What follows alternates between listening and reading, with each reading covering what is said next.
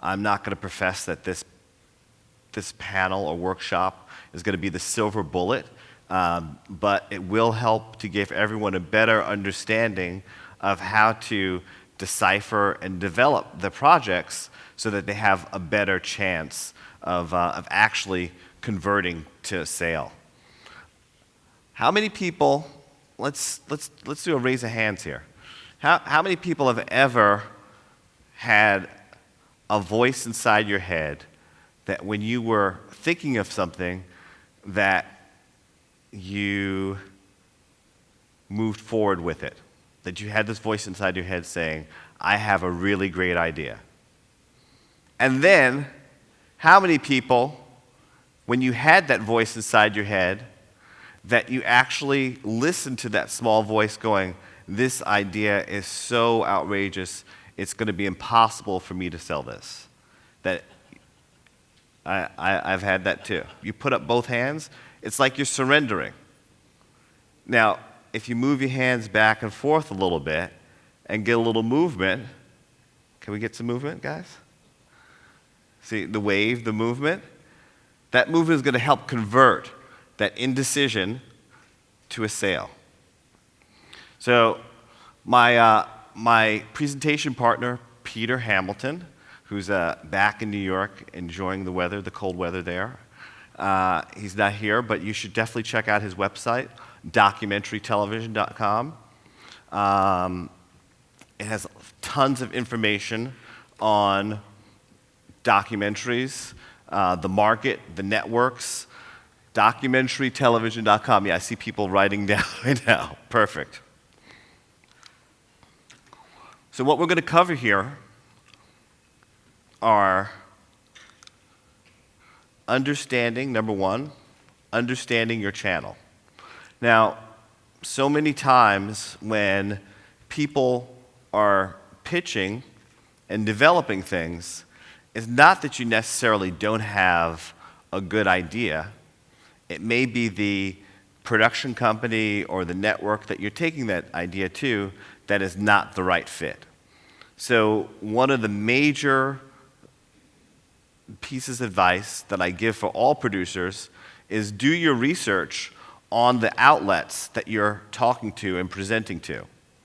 And that's going to help to definitely increase your odds of being able to convert those ideas into actual sales. Now, understanding the competitive cycle. You have commission programs, goals, and viewers. All networks, the business model of networks are what? Ratings.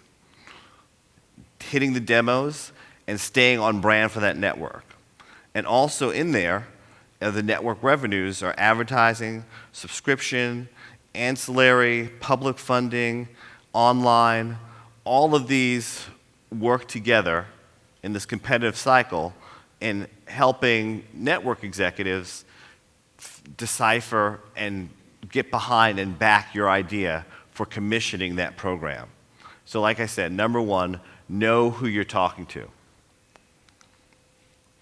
Here's some numbers, and we could make these slides. I'm not sure if Dave's here. We could, for some of my panels, we make these slides available where I send out the deck. So I'm more than happy to, and I'll give out my email address of forwarding you this information. Now, some of the networks in the States, Discovery Nets spends over $700 million a year in commissioning programs. A&E Networks, over $750 million a year. And in A&E, you have Lifetime, Bio, History Channel. Nat Geo spends $90 million a year. Scripps Network, which is travel, food, HGTV, over $150 million a year. PBS, $90 million. Smithsonian, $20 million. The MTV networks, which would be VH1, MTV2, Comedy Central, they spent $300 million. True TV, $80 million. HBO Docs, $40 million, and the Weather Channel, $15 million. So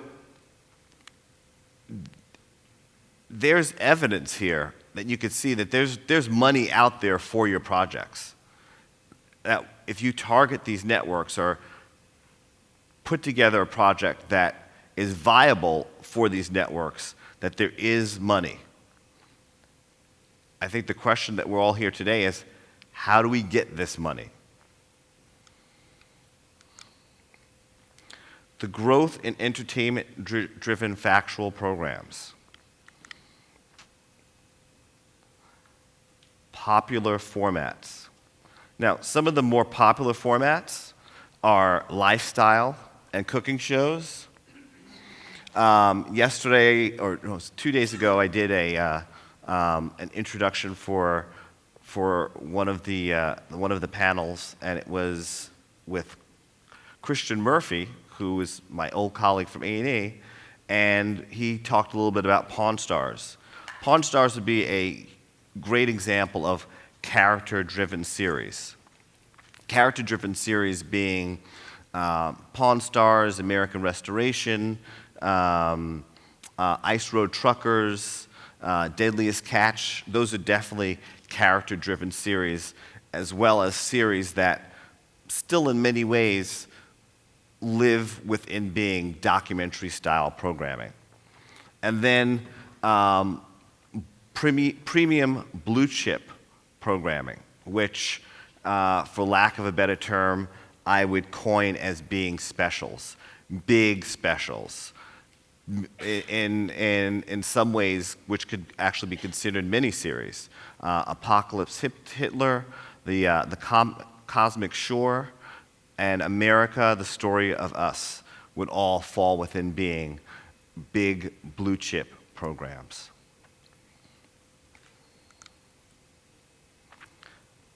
Now, you could see from 1984 to now, 2012, and in a couple weeks I'm going to change it to 2013, that the scale of increased programming in all of these genres of popular formats, character-driven, and blue chip are on the rise. And why are they on the rise?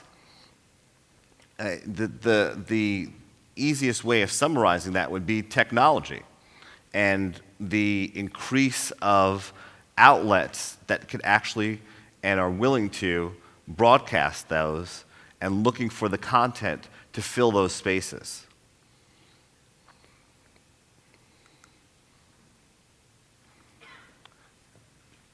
The fact of the matter is networks want entertainment rather than information. I know this concept goes completely against our core as filmmakers, but the truth of the matter is when you think of that cycle of advertisers wanting eyeballs on the show and capturing audiences, the best way or the most efficient way to capture those audience attention is by entertaining them. And if you could look at some of the US channels, PBS and Smithsonian, HBO Docs, Military Channel, Nat Geo Wild, Velocity, Travel Channel, Science Channel, History, Animal Planet, Discovery, Nat Geo, Comedy Central, they're all looking for, from content-driven documentaries, skewing more towards entertainment series.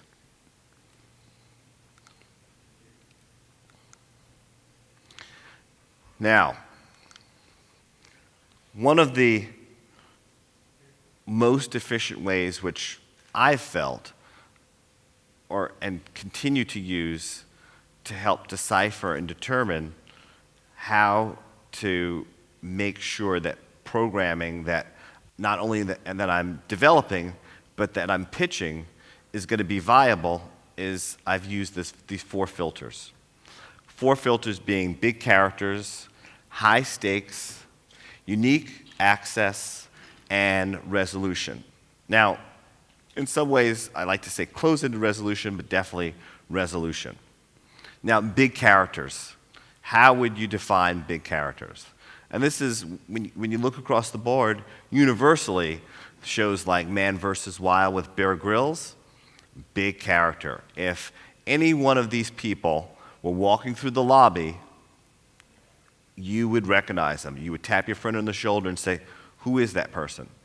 If Dog the Bounty Hunter, with his sleeveless leather vest and tattooed arms and mullet was walking through, he would grab your attention. Regardless of having your TV show, that person would grab your attention.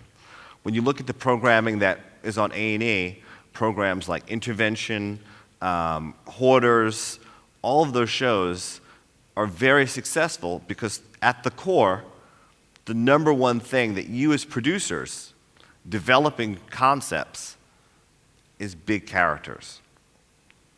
They must grab your attention. They have to be that type of person that if you were at a dinner party, that loud, obnoxious person that you're talking about 3 days later, that's the big character.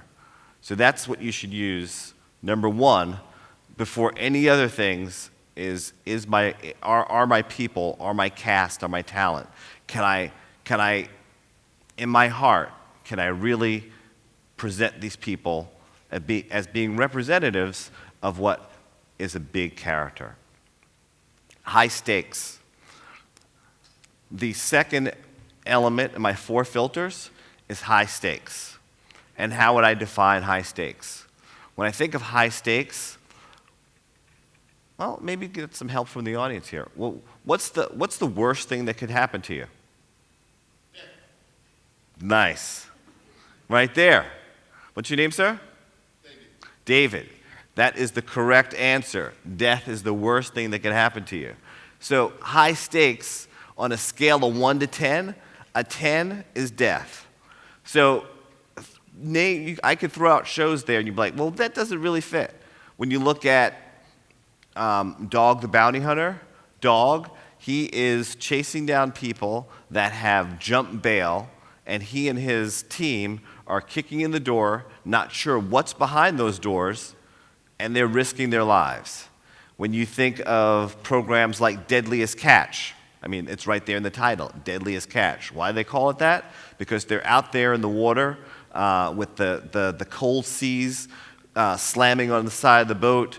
It's extreme conditions that they could very well lose their lives, death. Intervention, the program Intervention on A&E.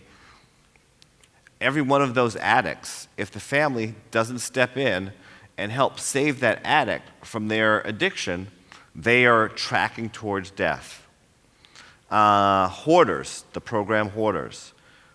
Those hoarders are living in life-threatening conditions.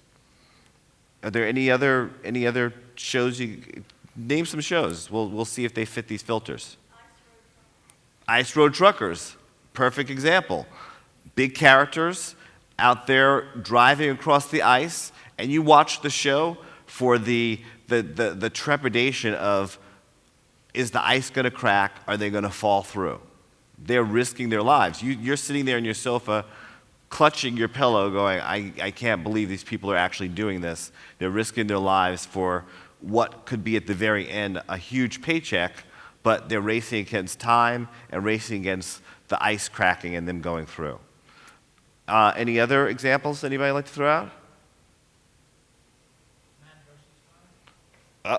That's a fantastic example. Bear Grylls gets dropped there in the middle of the wild, with nothing but like a pocket knife, and he has to get from point A to point Z, just relying on his sheer knowledge of survival, which out there, if you've ever seen the show, the conditions that he's under, no matter how well his training and preparation is, it's still very life-threatening.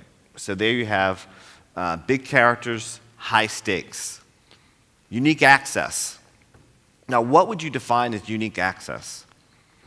The best way of defining unique access is seeing that big character in a way that you wouldn't normally see them.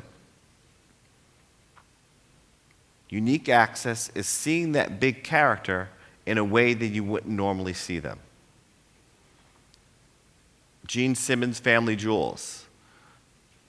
Gene, is everybody familiar with Gene Simmons from Kiss? Gene Kiss, yes. Big character. Now, he doesn't necessarily have high stakes. It's not life or death, but every episode, he and his family still have some kind of obstacle that they need to overcome. The unique access of that show and any successful show on television is that we are seeing them in a way that we wouldn't normally see them. Now, Gene, who's a world-famous rock star for the last 30 years, if he had pitched and wanted to produce a show about him and Paul Stanley and the band getting back together, going on tour, and playing big concert arenas, that's not necessarily unique access. We could all close our eyes and already envision what any rock star on tour would be. So that guy Gene, who's an aged rock star, we're seeing him in a unique way. We're seeing him at home with his wife and kids being treated like any other 60-year-old Jewish father. It's not Gene on stage spitting fire and gargling blood in front of 10,000 screaming fans. It's Gene at home being treated like a regular dad. And that's unique access. The unique access of Ice Road Truckers. You're right there. You may see a poster of a truck. You may be told a story of, oh, this is how we're going to transport our goods across the Alaskan ice. But seeing that program with those cameras right there, riding alongside, not only in the cabin car, and if you've ever seen Ice Road Truckers, it's very shaky. Seeing the camera right there inside the truck cab, and the way that they put the cameras outside and driving on the ice, that's seeing that world in a unique way. Deadliest Catch, you're seeing that world in a very unique way. You're not seeing the boat on the dock.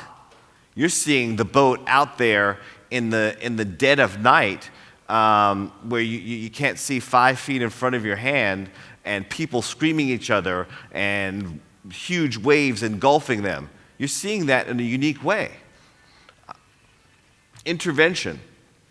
You're seeing that addict and the family dealing with that addict's addiction in a unique way. The unique access of a show like Intervention is not when Tommy comes downstairs for his bowl of Cheerios and Grandma and the family are going, we need to talk about your drug problem. Has anybody ever seen Intervention? The show Intervention? If you've ever seen Intervention, it's one of those, oh my God, I can't believe I'm watching this type of programs. And why do you hold your head going, oh my God? Because you're seeing Jimmy in the back of his car shooting up a hypodermic needle, and you're going, are they really broadcasting this? Is this real? Is this something that I'm supposed to be watching? So unique access, in many ways, I would define as being that cringe moment. Is it something that has you cringing, going and questioning, am I really seeing this happening? And resolution. When you think of all of those shows, even Bear Grylls, does he or does he not survive the extreme conditions that he's been parachuted and dropped into?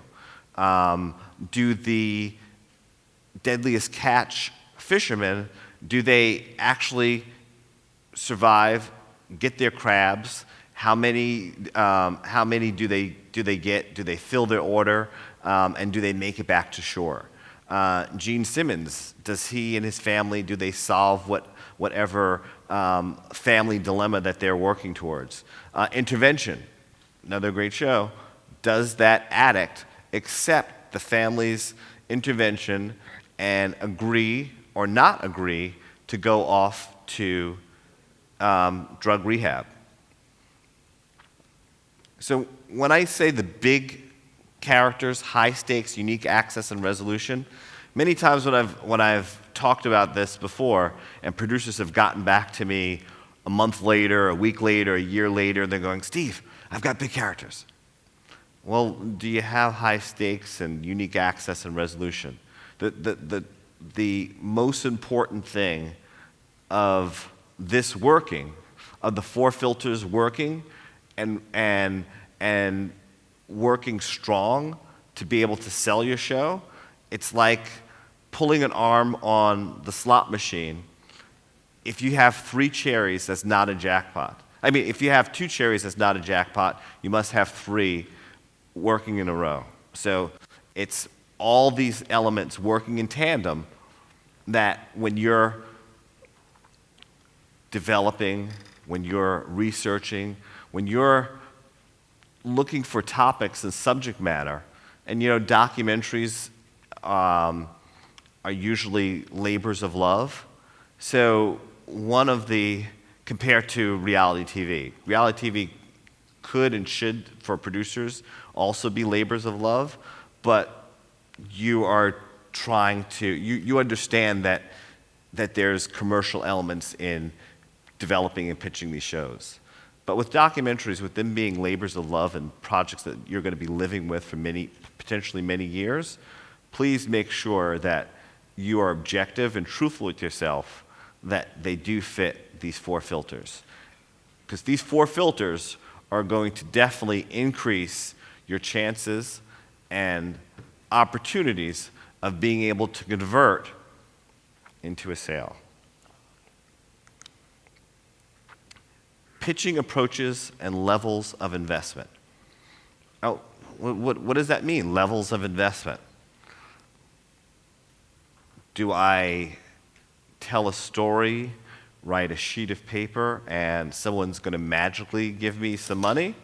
Or do I have to, as a producer, spend some money to move that project forward? In many cases, I know for myself and a lot of producers that I've worked with, it usually requires some kind of investment from yourself. And even if you are just writing paper and turning in a treatment with maybe some photos, just that time to prepare that presentation is still going to cost money. Concept. So what's the difference between a concept pitch and an elevator pitch? So a concept pitch could be, I want to do a show about NASCAR or race car drivers. Okay, there's something there. There's a world, there's a space. I want to do a show about a family that has created duck calls, or they're duck hunters. That's another concept or pitch. I want to do a show about people that fish for crabs in Alaska. Another concept. But what defines, or what's the differentiation between your concept pitch and your elevator pitch? And your elevator pitch is, if you were to go to the lobby and you were riding an elevator with one of the producers and you had 1 minute or less from the ground floor to the 5th floor, wherever you're reaching, to be able to concisely define what your concept is, that would be your elevator pitch. So, for example, if you had a concept about zombies. Zombies are hot. But what if you're doing, my concept or my elevator pitch is, it's zombies meets Survivor. You have kind of an idea of what those two shows are, marrying them together. Concept pitch translated into elevator pitch. I have a show about choirs that get makeovers. It is Tabitha's Salon Makeover meets the choir. Right there, you've kind of summarized, you've done a good job of summarizing for the producer that you're presenting to in that short amount of time what your idea is. Hoarders. So if you've ever seen the show Hoarders, concept pitch, it's a show about hoarders. Elevator pitch, it's hoarders meets intervention. Now, I as a producer have a great I have a great understanding or better understanding of what this show could and should be and what it will look like. What about a concept pitch of, do you guys have The Voice over here or American Idol? So concept pitch, a competition show with comedians. Okay, that's a concept pitch. But for an executive that you're talking to, if you said, I have a show idea that is comedians meets The Voice, bam, I know exactly what you're talking about. My mind is going a mile a minute of the integrated branding, the format of the show. I'm already starting to ask you questions. So who do you see as the judges? Will you have teams? Like you have to, you as the producer have to be able to very concisely come up with the best way of interpreting what's in your mind out here to bring it here and make it so it's understandable in 2 sentences or less. So that big treatment that you write of the idea, can you break that treatment down so that somebody can understand it in a couple of sentences? Now, for you as the producer, that is going to be one of your strongest tools in being able to get your idea across. Why is it a strong tool? Because the person that you're talking to, whatever commissioning executive you're talking to, no matter how high the level up they are, they still have to then sell it to their team. And if you were in grade school, did you ever play the game, the telephone game, where you tell one person and they tell another person, and by the time it's been told 15 times, it's a whole other story at the other end. So your elevator pitch is going to be one of your strongest tools and weapons in being able to translate what your thoughts are in a way, a format, and a structure that the person you're talking to can easily, very easily, translate that and share that information with their team. Concept, elevator pitch, character tape. Now, what's the difference between a character tape and a sizzle tape? See, numbers started appearing on the screen and people got up and walked out. 10, 15,000, 20 grand? I don't know about that. So character tape. Character tapes could be, I put down 15,000. That's for a really good character tape. But you could shoot a character tape on your iPhone. You could shoot a character tape via Skype interviews with talent. But your character tape, especially if it's a character-driven program, is going to be very essential in you being able to push that idea forward. And why do I say it's essential? Think of the show Dog the Bounty Hunter. Now, before Dog got greenlit, there were producers, I don't want to say a lot of producers, but there were a few producers that actually pitched shows about bounty hunters.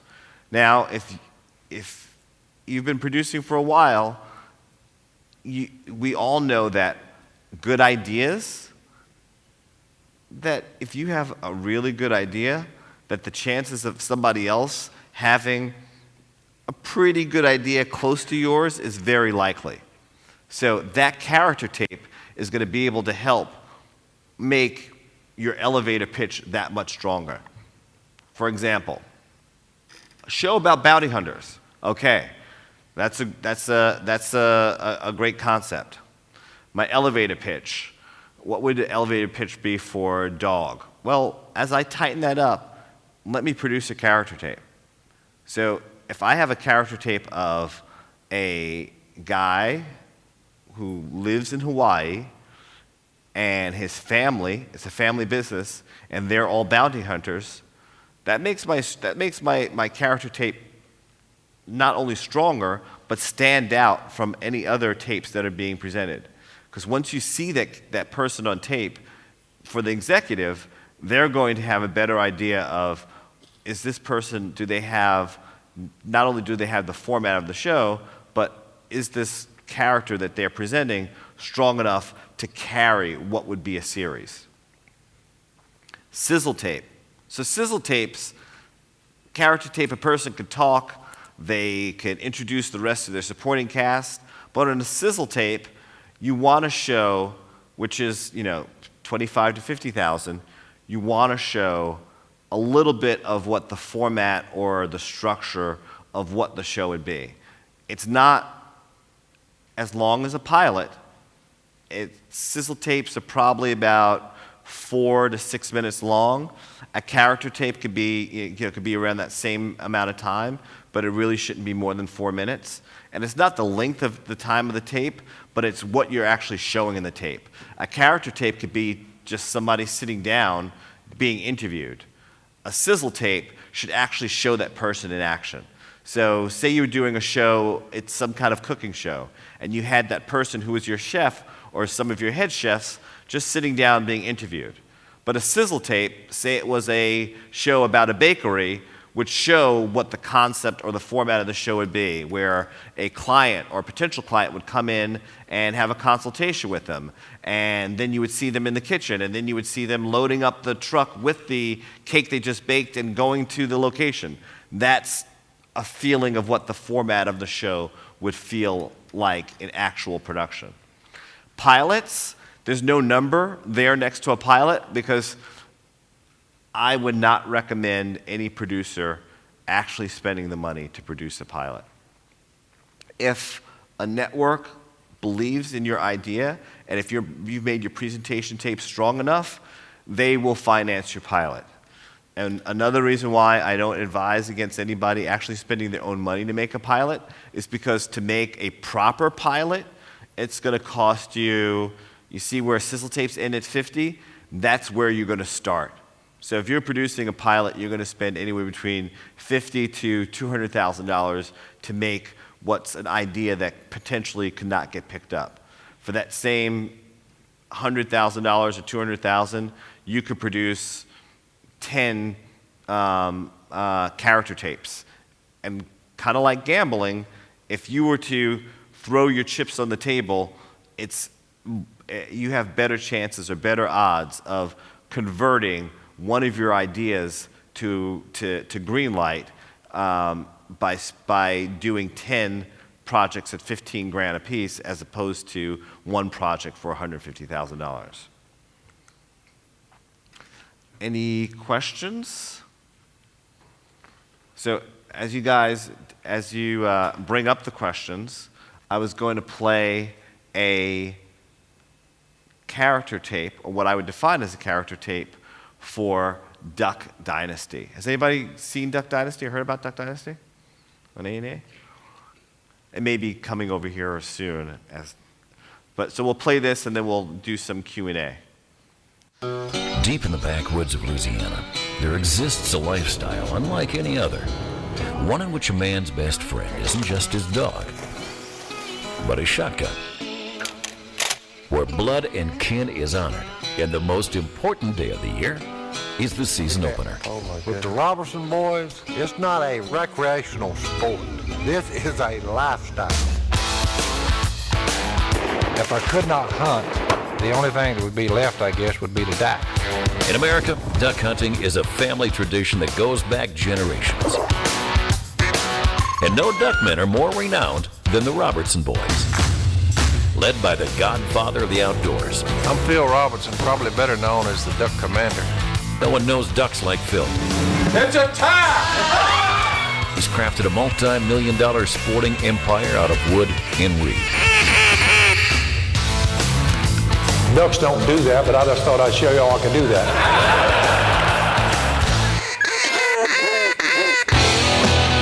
I'd fool around with trying to make a better duck call more duck-like. Phil's built the Duck Commander empire by hand. The concept was mine as far as the duck call. And I showed it to my mom and dad. I said, listen, and all my sons, they were young boys then. I said, y'all see this thing right here? I said, we're going to sell a lot of these before it's all over. We'll sell $1 million worth of them. Joined by his younger brother, Do you people know you are surrounded by rednecks? I'm Silas Robertson, Si for short. 1 month full of duck season, Si. We operating like it's going to start any minute. Hey, that's part of it, getting ready for it. I'm Willie Robertson, the boss hog, CEO of Duck Commander Company. Not everybody can go down there and fish and hunt all day. Somebody's got to run the business. I'm the brains of the operation, so to speak. I'm Jace Robertson. I'm the second son of 4 from Phil and Kay Robertson. What I do with the company is I build the duck calls. Some days I'm just in the zone on my duck call building. I learned how to blow a duck call when I was 10 years old.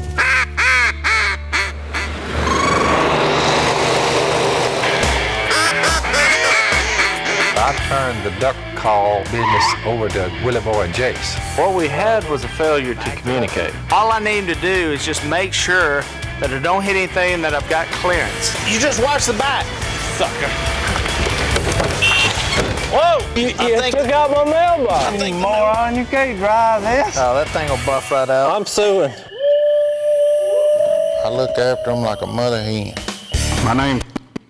I see some people smiling. It's very entertaining, right? So back to, we're going to answer some questions, but does anybody see how those people are big characters? If those guys were in the elevator with you or in the lobby, would you be tapping your friend and talking about them? Will you remember seeing that tape a week from now, 2 weeks from now? So you guys as producers, that's back to the filters of big characters, high stakes, unique access, and close-ended resolution. You see how this family, which is the show on A&E right now, is doing huge, massive numbers. How they fit those filters, those elements of the filters. So, want to bring up the Q&A? And I have another panel right after, another workshop after this, so it's fine. It's cool. We could just keep running right in, and I'll just flow into the next thing. Q&A? I teach at the local university, broadcast journalism and feature documentary making. I get this question quite a lot from friends in the industry as well. There are many ways to raise funding for one's projects, to investors, to grant commissioning panels, public service broadcasters, and so on and so forth. But what is the best way to safeguard one's concept? I mean, you spend a lot of time, researching and putting in that pitch and that treatment. And it goes out. You present it in front of an audience, sometimes quite a large audience.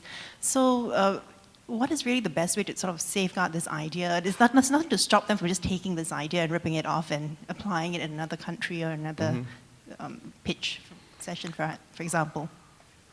It's back to what we talked about a little earlier.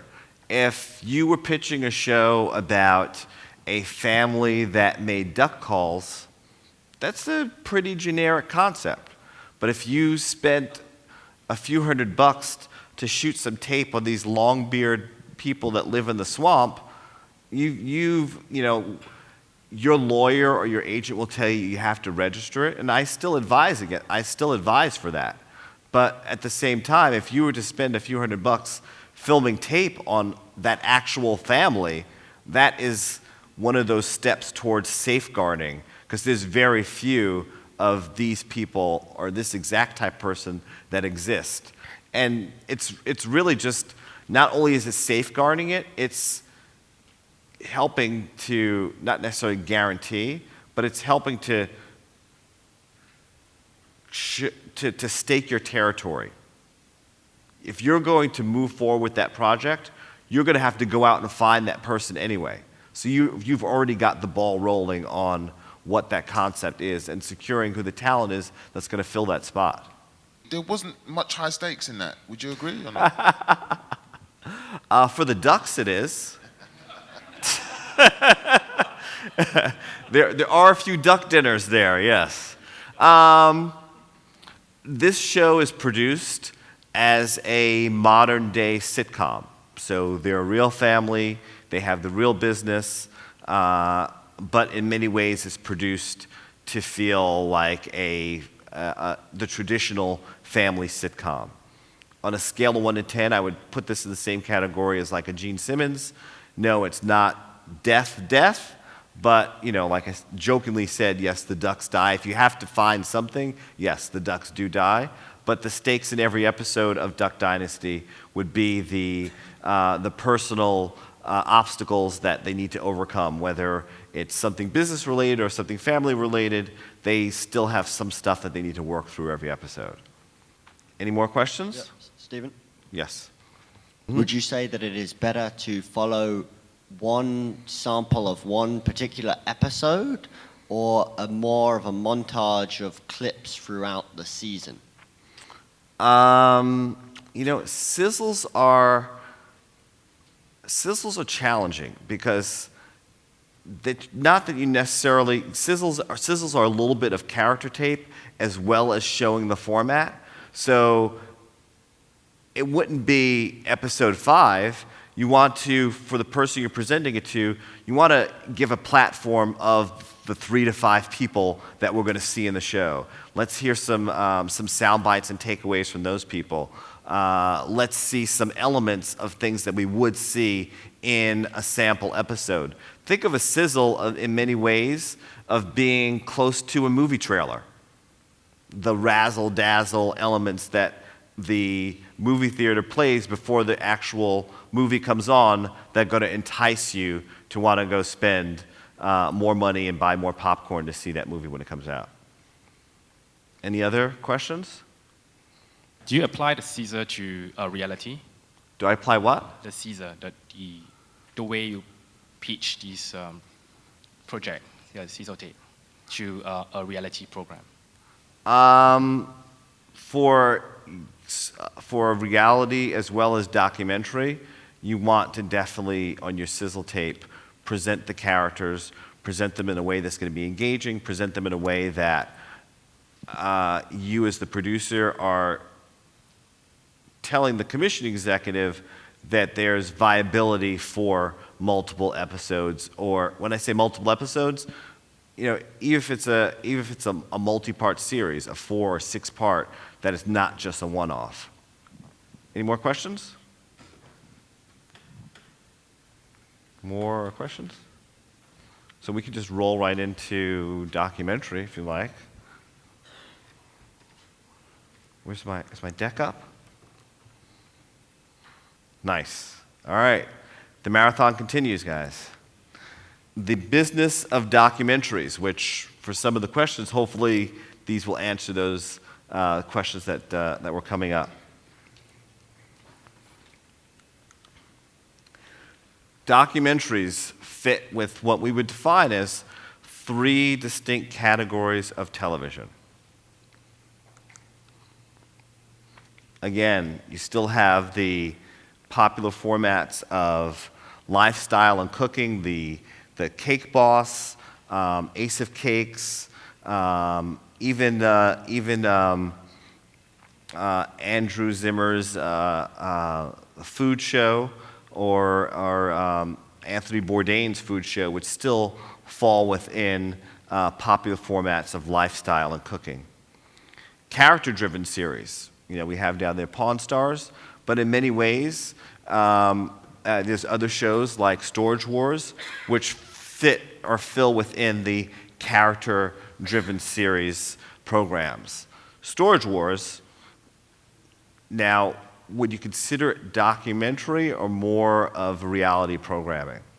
In many ways, Storage Wars is documentary of seeing the characters, our main characters are cast, come to a location that they are bidding for items that we have no idea what's behind those gates. And we're documenting that process of seeing them on their journey of bidding for those items. And then you have the payoff and the resolution of did they or did they not win their bid, and what are those items worth, and the historic elements that those items actually carry. Blue Chip, Apocalypse Hitler, Cosmic Shore, even like the Discovery Channel program Earth, or America, The Story of Us, those all fit within being blue chip programming. And I believe History Channel right now has a major blue chip program called Mankind, which they're developing and working on right now.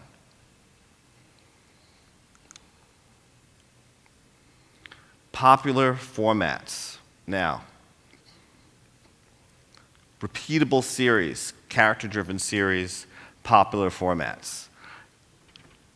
Us, or we, as documentary producers, we want to try to think of shows and programs that, whether it's a one-off, now you as a producer, the executive that you're talking to or that you're presenting to, as much as they may love your idea of your program, unless it's lucky enough to fall within the category of being blue chip, that executive is trying to, plan B, is trying to figure out a way of making that show or making that project some kind of backdoor series that they could actually produce into be a repeatable format, like a Ice Road Truckers or Deadliest Catch, or even American Restoration.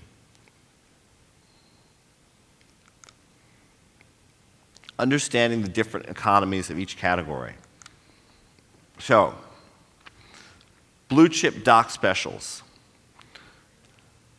We as producers or documentary producers need to know and understand that there are fewer channels and buyers for these blue chip programs. Your options or opportunities of selling these shows would be to a BBC, an HBO Docs, PBS. They have a series, Independent Lens, that it could potentially fall under. ESPN Docs, Arte, character-driven docs would fall within under blue chip. And then there's also foundations and private equity, which come into play in fulfilling funding elements for those blue chip programs that you're developing.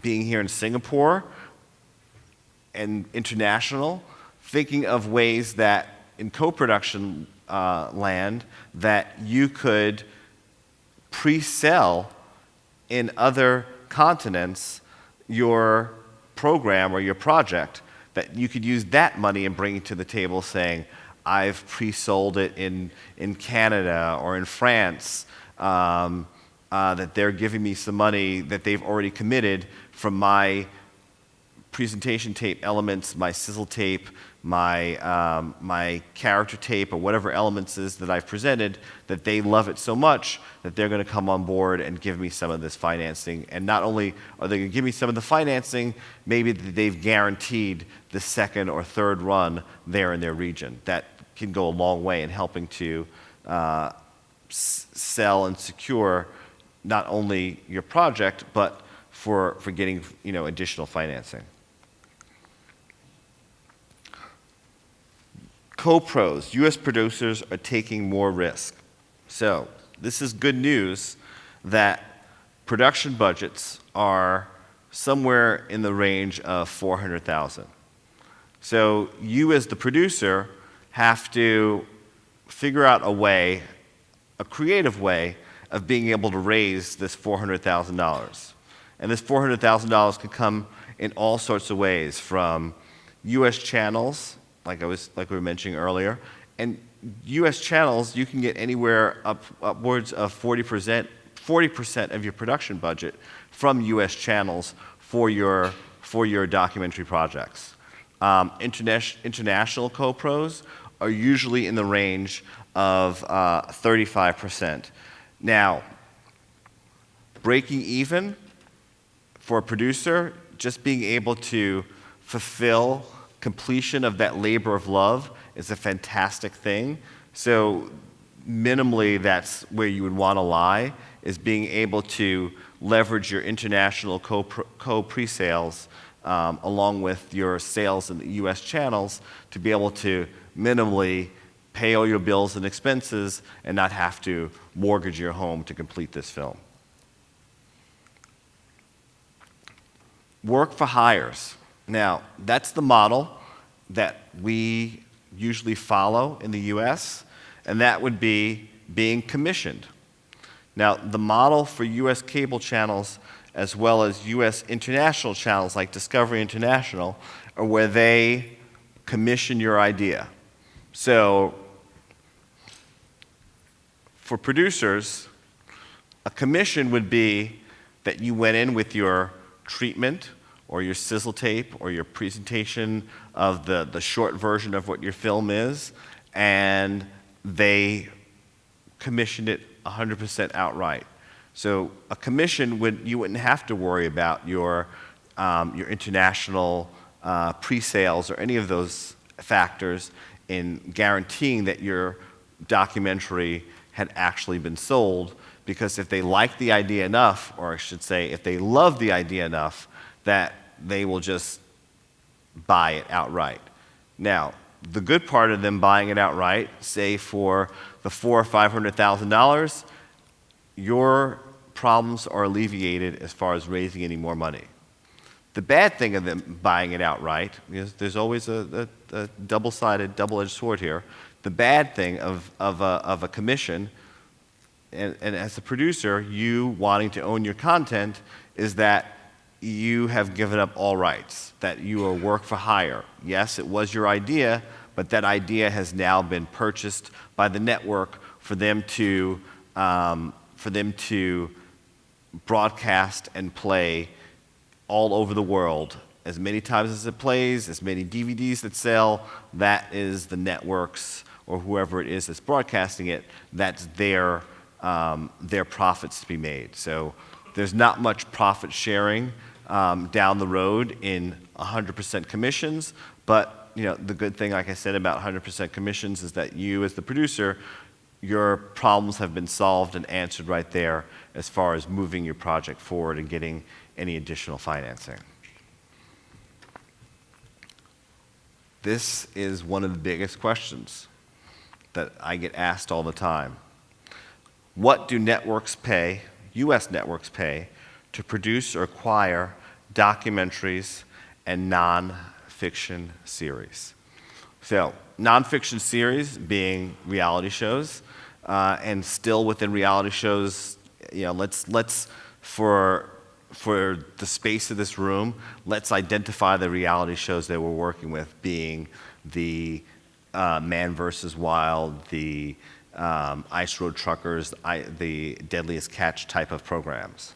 So what are the typical budgets that you could, as a producer, expect to receive, the range that you could expect to receive for a program from a US network?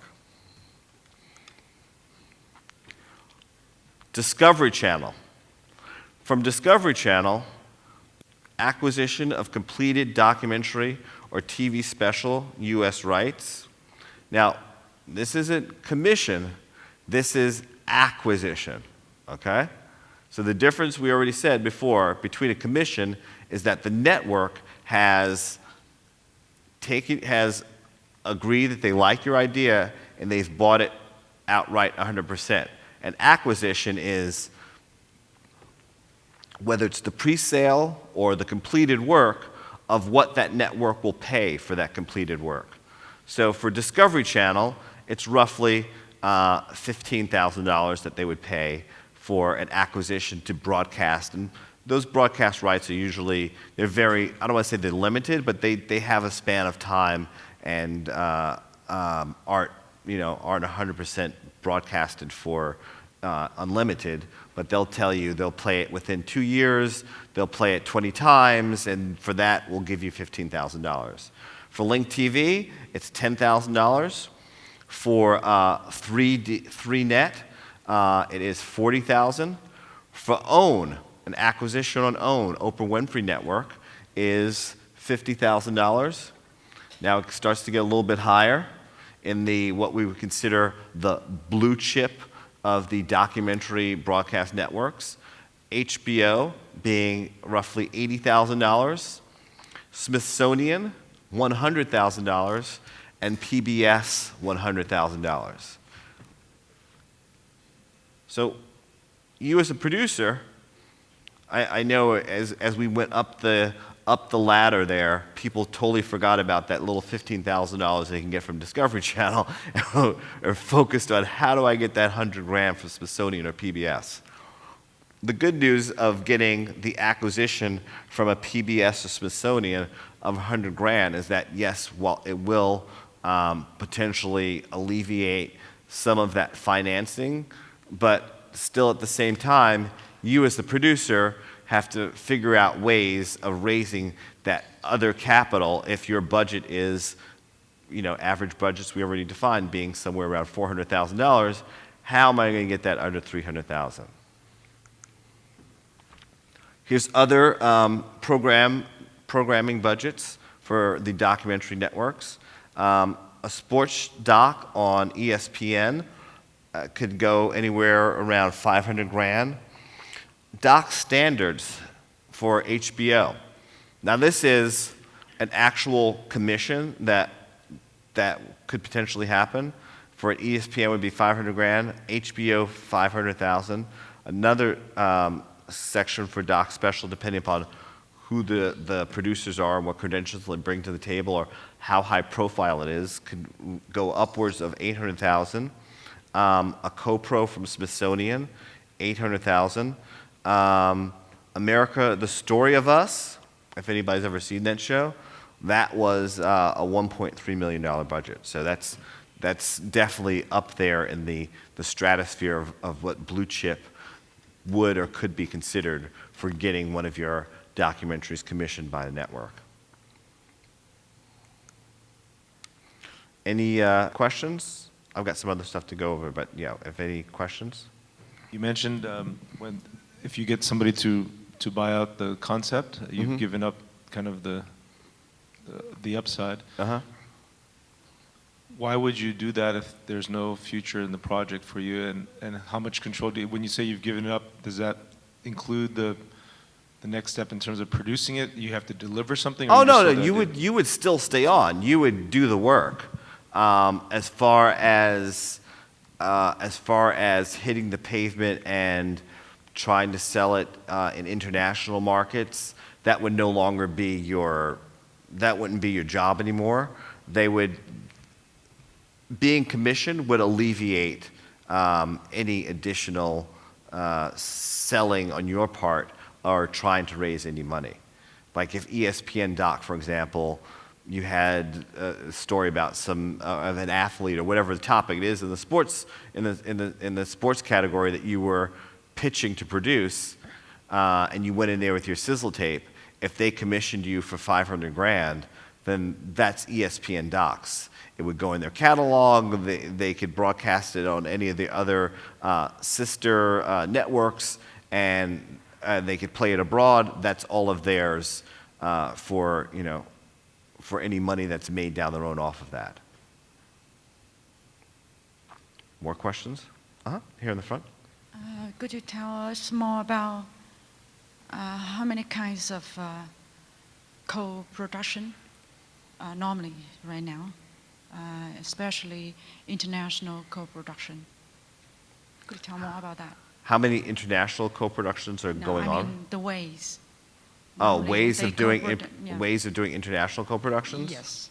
Okay, so as a U.S. producer, ways or that I could or would do an international co-production is I would still take the same format of developing my idea, producing some kind of presentation tape, and then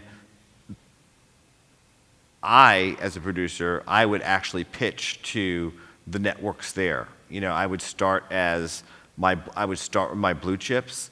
I would go international as my last resort and try to approach the blue chips first.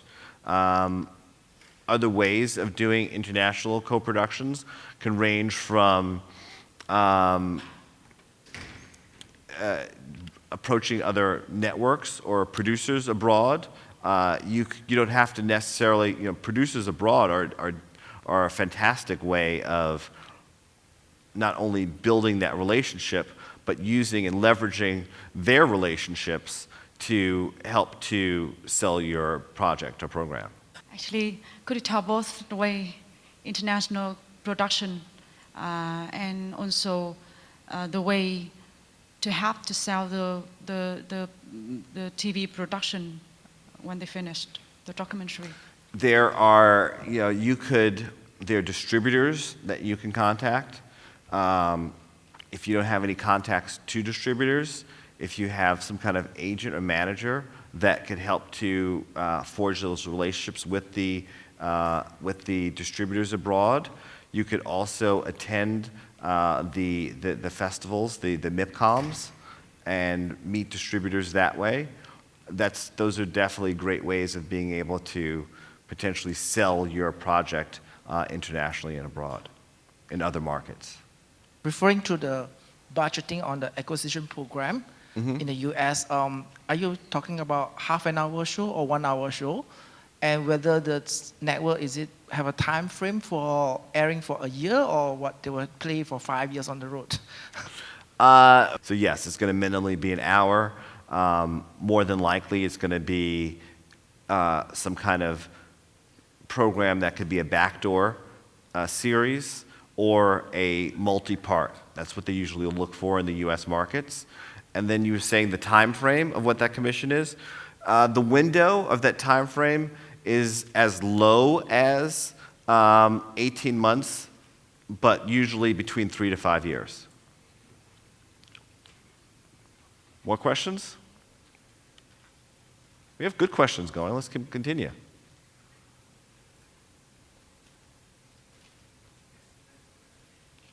Oh, SMS questions. Oh, how is the financial risk to private equity investors for documentaries different to investing in feature films?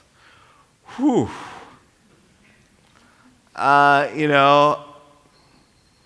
Anybody that you're getting to invest, you as a producer, don't sell them a pipe dream. You need to be open and honest with them in what they're getting into, and be truthful. As much as you appreciate the money that they are going to give you or potentially give you, you have to let them know that there's a chance that not that there's a chance, that it's very likely they will never see their money again. That you're going to do your best, that you're thankful that they believe in you, and you're going to work your butt off, but it's very likely that this is not going to make any money for you. Now, there's a chance it will, and for some reason, if it does, that they could potentially minimally get their full investment back or part of the investment back, but that they should be on board. And this is the question: how is a financial risk to private equity investors for documentaries differ? It doesn't differ. That word differ, anybody who's investing in a documentary or indie film is not investing in it for the opportunity of making profits. They're investing in you. They're investing in you as the producer. They're investing in you, in your vision, and your dream, and potentially the cause of what that concept is. But they're not investing in it to make profits. So my advice to you as a producer, pitching and trying to raise money is, and they're going to appreciate you even more for that you're not pitching it to them as a business opportunity of financial success, but you're pitching it to them as an opportunity to be involved in something great. William? Right, Stephen. Could you tell us if for a US producer, is international co-production a very common occurrence? And under what circumstances would it make sense for a US producer to engage in international co-production with producers from other countries? Is it common? US producers, if I don't want to say it's the last resort, but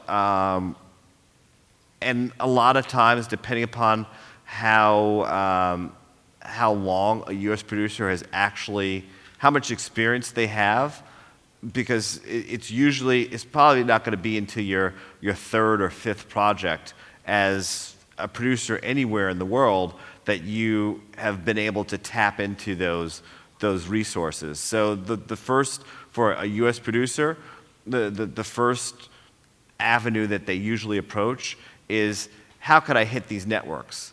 How could I hit those, being right there in the U.S. and knowing that HBO or Discovery Channel, one of these places, could potentially give you, as little as $100,000 and upwards of 500.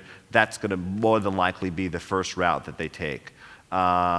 Would they then approach a international co-pro? It would be the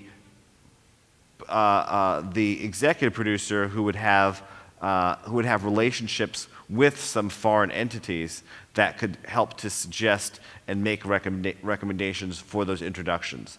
And also, if that U.S. producer does travel to events like MIPCOM, where they meet other producers that have already established pipelines for distribution. Producers abroad, I envy in many ways, because the way the system is built abroad as opposed to the U.S., it actually encourages you to be more effective in putting the pieces of the business elements of your puzzle together for being a producer and finding those pipelines of distribution. Where in the U.S., I don't want to say that we're spoiled, but that it's secondary or even the third route that we usually consider.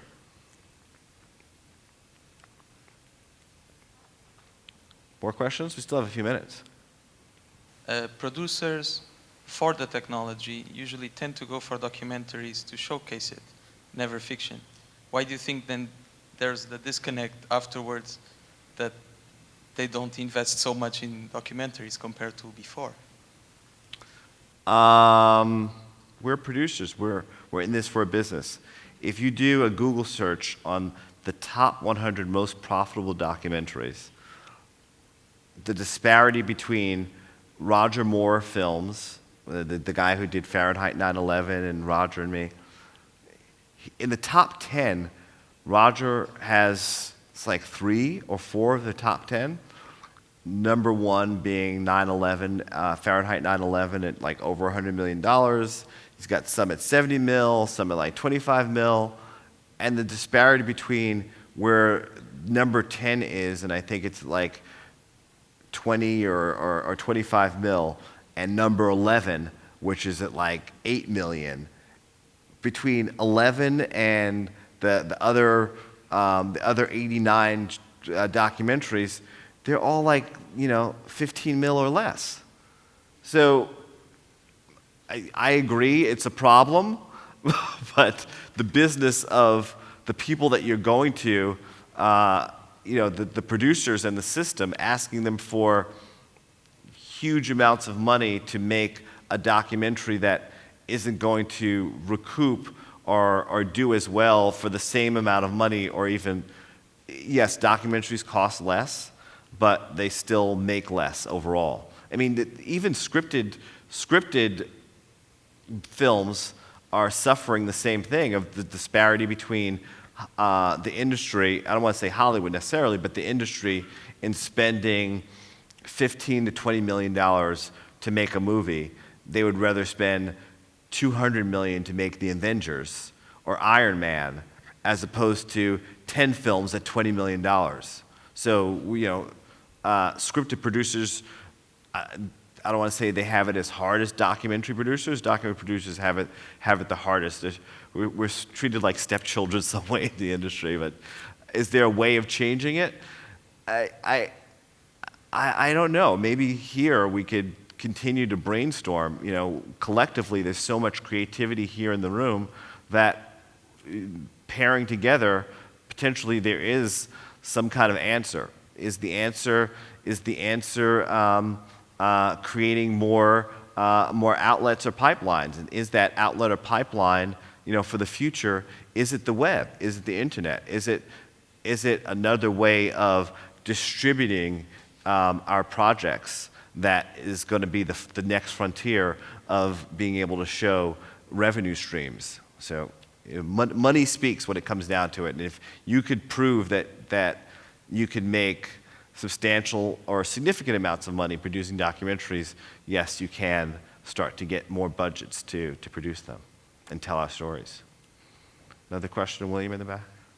As a producer who approach, let's say, a broadcaster, and they decide to commission you to do the first series, do you hold the rights for the subsequent seasons and even a spin-off? How does it work in the US? Depending upon how good your attorney and representation has a lot to do with it, especially in the litigious US of A. Do you have rights for the spin-offs? Depending upon how well the program performed, depending upon how smoothly your interaction with your network executive was, and the network, how did you deliver a fantastic show? Maybe you delivered just a mediocre, okay show that still did huge numbers. So to answer your question, in your contract, you're not going to be more than likely you're not going to be guaranteed the episode 2 or the spin-offs. You will get consideration, but guaranteed, the network is not going to 100% guarantee you. They may even, as some kind of passive guarantee, saying, if for some reason we use another producer, that passively you will be attached and receive some kind of fee. They're not going to guarantee that they're going to give you another $600,000, but there can be some kind of wording in there that can keep you attached in some minimal way. So how many people attended both workshops here? Good, full room. So summarizing both the workshops, because it kind of blended together there, we talked about big characters, high stakes, unique access, investing to produce these character tapes and sizzles. There's a lot there's a lot of information that went out there, but I think that if everyone stands up, we could go over what we just talked about. So everyone stand up a little bit. Stand up. Is everyone up? All right. So here's our quick summary. I will research and develop every single day. I can't hear anybody. I will research and develop every single day. I will produce sizzle tapes. I will produce sizzle tapes with my own money. I will pitch and develop at least 3 projects a year. I can't hear anybody. I will pitch and develop at least 3 projects a year. Good. I am a reality TV rock star. Thank you for coming out, guys.